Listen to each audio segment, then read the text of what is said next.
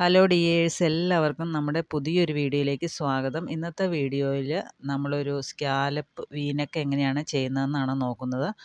അപ്പോൾ അതിനായിട്ട് ഞാനൊരു ക്യാൻവാസ് ഷീറ്റ് എടുത്തിട്ട് രണ്ടായിട്ട് മടക്കി വെച്ചിട്ടുണ്ട്. അപ്പോൾ നിങ്ങളതൊരു പിന്നൊക്കെ കുത്തി വെച്ചതിന് ശേഷം അതിലേക്ക് മാർക്ക് ചെയ്യാനായിട്ട് ശ്രദ്ധിക്കുക.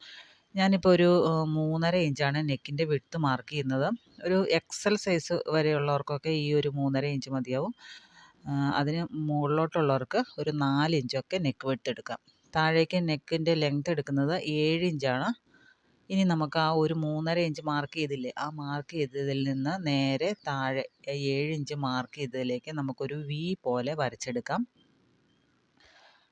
നമ്മൾ ഈ സ്കാലപ്പ് ഷേപ്പ് വരയ്ക്കുന്നത് ആ ഒരു വര വരച്ചതിൻ്റെ ഉള്ളിലാണ്. അപ്പോൾ കുറച്ചൊരു 1/2 ഇഞ്ച് ഉള്ളിലേക്ക് തള്ളി നിൽക്കും. അപ്പോൾ നമ്മൾ സാധാരണ എടുക്കുന്ന കഴുത്തിൽ നിന്നും ഒരു 1/2 ഇഞ്ചും കൂടെ കൂട്ടിയെടുക്കുക നെക്കിൻ്റെ വിഡ്ത്ത്. അപ്പോൾ കറക്റ്റായിരിക്കും. ഇപ്പോൾ ഞാൻ ഇതിൻ്റെ അകത്ത് റൗണ്ട് വരയ്ക്കാനായിട്ട് എടുക്കുന്നത് ഒരു ബോട്ടിലിൻ്റെ ക്യാപ്പാണ്, അല്ലെങ്കിൽ നമ്മുടെ ഫാബ്രിക് പെയിൻ്റൊക്കെ ഉണ്ടല്ലോ അതിൻ്റെ അടപ്പെടുത്താലും മതി. താഴ്ഭാഗത്ത് ആ വി വരുന്ന ഭാഗത്ത് ചെറുതായിട്ടൊന്ന് സ്ട്രെയിറ്റ് ആയിട്ട് വരച്ചതിന് ശേഷം താഴെ കുറച്ചൊരു വട്ടത്തിൽ വരയ്ക്കുന്നുള്ളൂ, കാരണം അവിടെ സ്പേസ് കുറവായതുകൊണ്ട്. പിന്നെ മുകളിലേക്ക് വരുന്തോറും നമ്മൾ ആ ഒരു അടപ്പുണ്ടല്ലോ, ആ അടപ്പിൻ്റെ കറക്റ്റ് പകുതിയിൽ വെച്ചിട്ട് വരയ്ക്കുന്നുണ്ട്. അപ്പോൾ ഇങ്ങനെ അടപ്പ് വെച്ചിട്ട് വരയ്ക്കുമ്പോൾ നമുക്ക് കറക്റ്റായിട്ട് ഷേപ്പ് മെയിൻറ്റെയിൻ ചെയ്തുകൊണ്ട് പോകാനായിട്ട് സാധിക്കും. അല്ലെങ്കിൽ കയറി ഇറങ്ങിയൊക്കെ ഇരിക്കും നമ്മൾ ഫ്രീ ഹാൻഡായിട്ട് വരയ്ക്കുമ്പോൾ. അറിയാവുന്നവരാണെങ്കിൽ കുഴപ്പമില്ല, അല്ലാത്തവർ വരയ്ക്കുമ്പോൾ ഷേപ്പിൽ വ്യത്യാസം വരും. അപ്പോൾ അത് നമ്മുടെ നെക്ക് അതിൽ തെളിഞ്ഞ് കാണാം ശരിക്കും. അപ്പോൾ അങ്ങനെ വരാതിരിക്കാനായിട്ട് ഇതുപോലുള്ള എന്തെങ്കിലും അടപ്പോ അങ്ങനെ എന്തെങ്കിലുമൊക്കെ വെച്ചിട്ട് വരയ്ക്കുക. അപ്പോൾ ഞാനിത് വരച്ചെടുത്തിട്ടുണ്ട്. ഇനി ഒരു 1/2 ഇഞ്ച് അല്ലെങ്കിൽ 1 ഇഞ്ച് ഗ്യാപ്പ് ഇട്ടതിന് ശേഷം ഒരു ലൈനും കൂടെ വരയ്ക്കുക. നമുക്ക് ക്യാൻവാസ് ഷീറ്റ് കട്ട് ചെയ്തെടുക്കണമല്ലോ, അതിന് വേണ്ടിയിട്ട് ഒരു 1 ഇഞ്ച് ഗ്യാപ്പ് ഇട്ടതിന് ശേഷം ഒരു ലൈൻ വരയ്ക്കുക, ആ ഒരു വി ഷേപ്പിൽ തന്നെ. ഇനി നമ്മളിപ്പോൾ രണ്ടാമത് വരച്ച ആ ലൈനിൽ കൂടി കട്ട് ചെയ്തെടുക്കാം.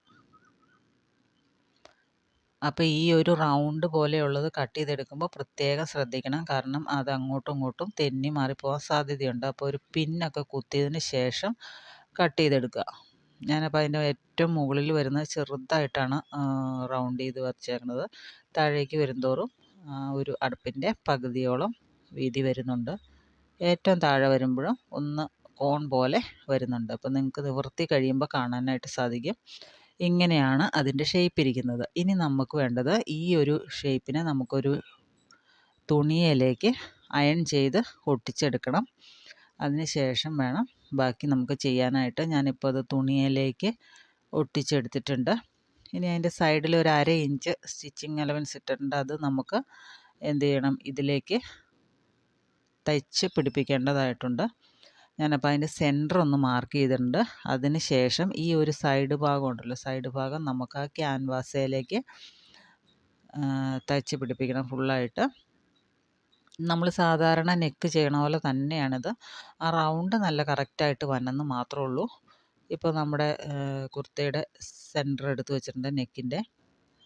അതിനുശേഷം നമ്മുടെ ഈ ഒരു പീസിൻ്റെ സെൻറ്ററും കൂടെ ഒരുമിച്ച് വെച്ചതിന് ശേഷം ആദ്യം നടുക്ക് ഒരു സ്റ്റിച്ച് കൊടുക്കുക താഴെ വരെ. അതിന് ശേഷം നമ്മൾ ആ റൗണ്ട് പോലത്തെ ആ റാ പോലെ വരച്ചേക്കണത് കൃത്യമായിട്ട് ക്യാൻവാസിൽ കയറാതെ സ്റ്റിച്ച് ചെയ്തെടുക്കണം. അപ്പോൾ സ്റ്റിച്ച് ലെങ്ത്ത് മാക്സിമം കുറച്ചിട്ടിട്ട് ചെയ്യണം, എന്നാലാണ് കറക്റ്റായിട്ട് ആ ഒരു റൗണ്ട് പോലെ വളഞ്ഞ് വരികയുള്ളൂ. സ്റ്റിച്ച് ലെങ്ത്ത് കൂട്ടിയിട്ട് കഴിയുമ്പോൾ അതിൻ്റെ ഷേപ്പ് മാറിപ്പോവും. ഏറ്റവും കുറച്ചിട്ടിട്ട് തന്നെ ചെയ്യുക. അപ്പോൾ കുറച്ചൊരു ക്ഷമയോടുകൂടി ചെയ്യേണ്ട ഒരു കാര്യമാണിത്, എന്നാലാണത് നല്ല കറക്റ്റായിട്ട് വരുള്ളൂ. അപ്പോൾ ഞാൻ എല്ലാം സ്റ്റിച്ച് ചെയ്തെടുത്തിട്ടുണ്ട്. അതിൻ്റെ സെൻറ്ററിലുള്ള തുണി ആദ്യം ഒന്ന് മൊത്തത്തിലൊന്ന് കട്ട് ചെയ്തതിന് ശേഷം പിന്നെ നമുക്ക് ആ ഷേപ്പ് കട്ട് ചെയ്യാം. ഇനി നമ്മൾ ആ ഒരു റാ പോലെ വരുന്ന കറക്റ്റായിട്ട് ആ കോർണറൊക്കെ നന്നായിട്ട് കട്ട് ചെയ്ത് വിടണം. കോർണർ നല്ല കട്ട് ചെയ്ത് കൊടുത്താൽ മാത്രമേ അത് നന്നായിട്ട് തിരിഞ്ഞു വരുള്ളൂ. അപ്പോൾ എങ്ങനെ തയ്ച്ചാലും ഒരു ചുളിവ് പോലെ വരും. അപ്പോൾ കോർണർ കട്ട് ചെയ്ത് ആ ചുളിവ് നമുക്ക് വരാതിരിക്കാനായിട്ട് കഴിവതും ഒഴിവാക്കാനായിട്ട് സാധിക്കും. അപ്പോൾ മൊത്തത്തിൽ കട്ട് ചെയ്തെടുക്കുന്നുണ്ട്. ആ ഷേപ്പിൽ ആദ്യം കട്ട് ചെയ്തതിന് ശേഷം ആ കോർണറും ഒന്ന് കട്ട് ചെയ്തെടുക്കുക. അപ്പോൾ ഇത് ഫുള്ളായിട്ട് നമുക്ക് കട്ട് ചെയ്തതിന് ശേഷം ഇതൊന്ന് നമുക്ക് മറച്ചിട്ടെടുക്കാം. മറച്ചിട്ടെടുക്കുമ്പോൾ നമ്മുടെ വിരൽ വെച്ചിട്ട് നന്നായിട്ട് പ്രസ് ചെയ്ത് കൊടുക്കുമ്പോൾ അത് നല്ല രീതിയിൽ തിരിഞ്ഞു വരും. അപ്പോൾ കുറച്ചൊരു വൈഡായിട്ട് കഴുത്ത് വേണം എന്നുള്ളവർക്കൊക്കെ ഒരു 4 ഇഞ്ച് 4.5 ഇഞ്ചോ ഒക്കെ എടുക്കാവുന്നതാണ്. ഞാനിപ്പോൾ കൈ കൊണ്ടൊന്ന് നന്നായിട്ട് പ്രസ് ചെയ്യുന്നുണ്ട് ഈ സംഭവം. അപ്പോൾ അതങ്ങ് പുറത്തേക്ക് വരും. ഇനി ഒന്ന് നന്നായിട്ട് അയൺ ചെയ്തും കൂടെ എടുത്തു കഴിഞ്ഞാൽ അത് വളരെ നീറ്റായിട്ട് വരും. നന്നായിട്ട് അയൺ ചെയ്യണം, എന്നാലാണ് അത് നല്ല പതിഞ്ഞിരിക്കുകയുള്ളൂ. അതിൻ്റെ മുകളിൽ കൂടെ സ്റ്റിച്ച് കൊടുക്കേണ്ട കാര്യമില്ല. മുകളിൽ കൂടെ സ്റ്റിച്ച് കൊടുക്കുമ്പോൾ അതിൻ്റെ ആ ഒരു ഫിനിഷിങ് പോയ പോലെയാണ് എനിക്ക് തോന്നുന്നത്. അപ്പോൾ ഏകദേശം ഞാനെല്ലാം റെഡിയാക്കി എടുത്തിട്ടുണ്ട്. അതിൻ്റെ കോർണറൊക്കെ ഒന്ന് കറക്റ്റ് ആക്കുന്നുണ്ട്. ഒന്ന് പിടിച്ച് തിരിച്ച് കഴിയുമ്പോൾ അത് നന്നായിട്ട് വന്നോളും.